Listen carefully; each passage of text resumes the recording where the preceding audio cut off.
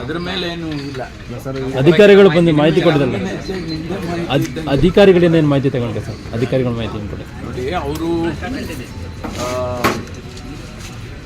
ಕೊಲೆಯಲ್ಲಿ ಭಾಗಿಯಾಗಿದ್ದಾರೆ ಅಂತ ಹೇಳಿ ಅವರನ್ನು ಕರ್ಕೊಂಡು ಬಂದಿದ್ದಾರೆ, ಅರೆಸ್ಟ್ ಮಾಡಿದ್ದಾರೆ. ಅವರಿಗೂ ಈಗ ತನಿಖೆ ಮಾಡ್ತಿದ್ದಾರೆ. ತನಿಖೆಯಲ್ಲಿ ಏನು ಬರುತ್ತೆ ವಿಚಾರಗಳು, ಅದರ ಮೇಲೆ ಕ್ರಮ ತಗೊಳ್ತಾರೆ. ಕಾನೂನು ಎಲ್ಲರಿಗೂ ಒಂದೇ, ದರ್ಶನ್ ಅವರಿಗೂ ಕಾನೂನು ಒಂದೇ, ಪರಮೇಶ್ವರ್ಗೂ ಕಾನೂನು ಒಂದೇ. ಹಾಗಾಗಿ ಕಾನೂನನ್ನು ಯಾರೂ ಕೂಡ ಕೈಗೆತ್ಕೊಳ್ಬಾರ್ದು ಅನ್ನುವಂಥದ್ದು. ಆ ಹುಡುಗ ರೇಣುಕಾ ಸ್ವಾಮಿ ಅವನು ಏನೋ ಸೋಷಿಯಲ್ ಮೀಡಿಯಾದಲ್ಲಿ ಅವರ ಶ್ರೀಮತಿಯವ್ರ ಬಗ್ಗೆ ಏನೋ ಪೋಸ್ಟ್ ಮಾಡಿದ್ದಾರೆ. ಅದಕ್ಕೆ ಅವರು ಕಂಪ್ಲೇಂಟ್ ಕೊಡ್ಬೋದು. ಯಾರು ಕಂಪ್ಲೇಂಟ್ ಕೊಟ್ಟಿದ್ರೆ ಪೊಲೀಸ್ನವರು ಇಮಿಡಿಯೇಟಾಗಿ ಅವ್ರನ್ನ ಕರ್ಕೊಂಡು ಬಂದು ಹೊಡೆದು ಸಾಯಿಸಿದ್ದಾರೆ ಅಂತ ಏನು ಇವಾಗ ಮಾಹಿತಿಗಳಿದೆ, ಅದು ಅವಾಯ್ಡ್ ಮಾಡೋಕ್ಕೆ ಸಾಧ್ಯ ಇತ್ತು. ಆದರೆ ಇದು ನಡೆದು ಹೋಗಿದೆ ಘಟನೆ, ಅವ್ರ ಪ್ರಾಣ ಹೋಗಿದೆ. ಈಗ ಯಾರು ಏನು ಮಾಡೋದಕ್ಕಾಗೋದಿಲ್ಲ. ಆದರೆ ಕಾನೂನಿನ ಪ್ರಕಾರ ಏನು ಕ್ರಮ ತಗೋಬೇಕು ಅದನ್ನು ಪೊಲೀಸ್ ಇಲಾಖೆ ತಗೊಳ್ಳಿ. ಪ್ರಭಾವಿ ರಾಜಕಾರಣಿಗಳಿಗೆ ಪ್ರಯತ್ನ ಮಾಡಿದ್ರೆ ಪ್ರಕರಣದಿಂದ ಬಚಾವಾಗಲಿಕ್ಕೆ ದರ್ಶನ್ ಅನ್ನುವಂಥ ಆರೋಪ ಇದೆ. ಯಾರು ನನಗೆ ಗೊತ್ತಿದ್ದಂಗೆ ಯಾರು ಪ್ರಯತ್ನ ಮಾಡಿಲ್ಲ, ಅಥವಾ ನಮ್ಮ ಹತ್ರ ಯಾರು ಪ್ರಯತ್ನ ಮಾಡಿಲ್ಲ. ಹಾಗಾಗಿ ಕಾನೂನಿನಲ್ಲಿ ಏನು ಕ್ರಮ ತಗೊಳ್ಳೋದಕ್ಕೆ ಅವಕಾಶ ಇದೆ ಅದನ್ನು ತಗೊಳ್ತಾರೆ. ಇದನ್ನು ನಾವು ಯಾರೂ ಕೂಡ ಸರ್ಕಾರದಿಂದ ನಾವ್ಯಾರು ಇಂಟರ್ಫಿಯರ್ ಆಗುತ್ತೆ. ಅವರಿಗೆ ಫ್ರೀ ಹ್ಯಾಂಡ್ ಕೊಟ್ಟಿದ್ದೀವಿ ಪೊಲೀಸ್ನವ್ರಿಗೆ. ಅವ್ರ ಕಾನೂನು ಪ್ರಕಾರ ಏನು ಕ್ರಮ ತಗೋಬೇಕೋ ತಗೊಳ್ತಾರೆ. ಸರ್, ರೇಣುಕಾಸ್ವಾಮಿ ಕುಟುಂಬದ ಪರವಾಗಿ ಸರ್ಕಾರ ಯಾವ ರೀತಿ ನಿಲ್ಲುತ್ತೆ ಅಂತ ಸರ್? ಅದೇ ಈಗ ನೋಡಬೇಕು. ನಾನು ಇವತ್ತು ಮುಖ್ಯಮಂತ್ರಿಗಳ ಜೊತೆಯಲ್ಲಿ ಮಾತಾಡ್ತೇನೆ. ಅವರ ಏನು ಅವ್ರ ಮನೆಯವರಿಗೆ, ಕುಟುಂಬ ವರ್ಗದವರಿಗೆ ಏನು ಮಾಡಬೇಕು ಚರ್ಚೆ ಮಾಡ್ತೇನೆ ಮುಖ್ಯಮಂತ್ರಿಗಳ ಜೊತೆ. ಅವರು ಉನ್ನತ ಮಟ್ಟದ ತನಿಖೆಗೆ ಆಗ್ರಹ ಮಾಡ್ತಿದ್ದಾರೆ ಸರ್. ಎಲ್ಲವನ್ನು CBI ಕೂಡ ಅಗತ್ಯ ಇಲ್ಲ ರೀ. ಇದು ಸಿಂಪಲ್ ಆಗಿ ಈಗಾಗಲೇ ಅವ್ರನ್ನ ಅರೆಸ್ಟ್ ಮಾಡಿದ್ದಾರೆ. ಯಾರು ಇದರಲ್ಲಿ ಭಾಗಿಯಾಗಿದ್ದರು 13 ಜನನ ಅರೆಸ್ಟ್ ಮಾಡಿದ್ದಾರೆ. ಅದನ್ನು ಈಗ ಎಲ್ಲ ಗೊತ್ತಾಗಿದೆ, ಯಾರು ಮಾಡಿದ್ದಾರೆ, ಯಾಕೆ ಮಾಡಿದ್ದಾರೆ ಅನ್ನೋದು ಹೆಚ್ಚು ಕಡಿಮೆ ಗೊತ್ತಾಗಿದೆ. ಅದನ್ನು ಬೇರೆ ಏಜೆನ್ಸಿ ಕೂಡ ಅಗತ್ಯ ಇಲ್ಲ.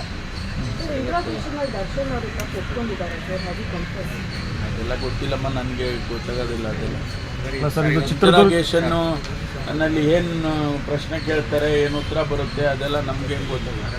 ಚಿತ್ರದುರ್ಗದಿಂದ ಕಿಡ್ನಾಪ್ ಮಾಡ್ಕೊಂಡು ಬಂದು ಇಲ್ಲಿ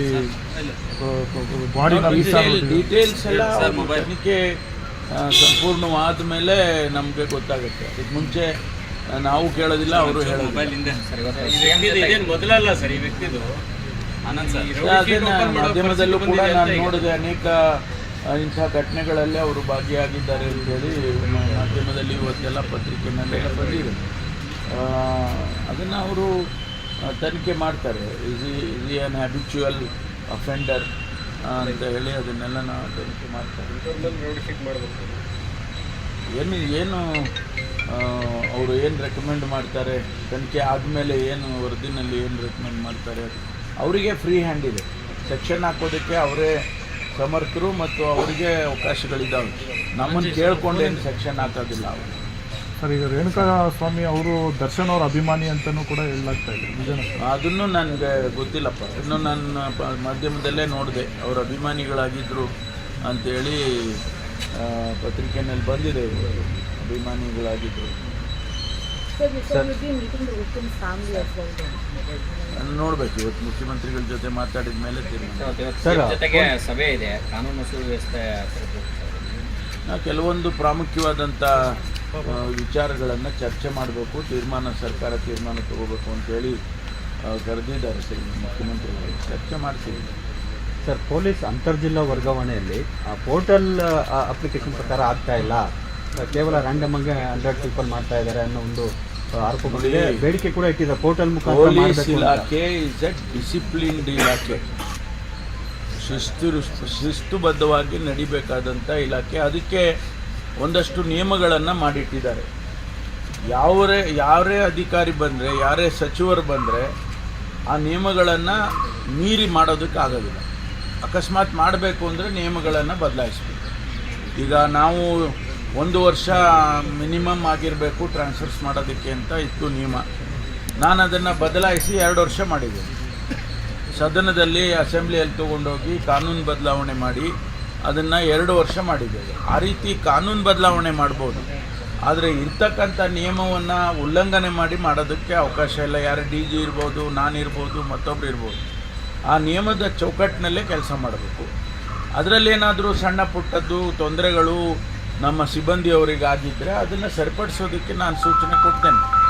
ಯಾಕೆಂದರೆ ಅವ್ರಿಗೂ ಕುಟುಂಬಗಳಿದೆ, ಅವರು ಫ್ಯಾಮಿಲಿ ಇದ್ದಾರೆ, ಅವರು ಕೂಡ ನಮ್ಮ ಹಾಗೆ ಅವರು ಕೂಡ ಇರ್ತಕ್ಕಂಥವ್ರು ಅನ್ನೋದನ್ನು ಅರ್ಥ ಮಾಡ್ಕೊಂಡು ನಾವು ಕೆಲಸ ಮಾಡಬೇಕು. ಅವರು ಪೊಲೀಸ್ನವರು ಒಂದು ಕ್ಷಣಕ್ಕೆ ಬೇರೆ ರೀತಿಯಲ್ಲಿ ಮಾಡೋಕ್ಕಾಗೋದು.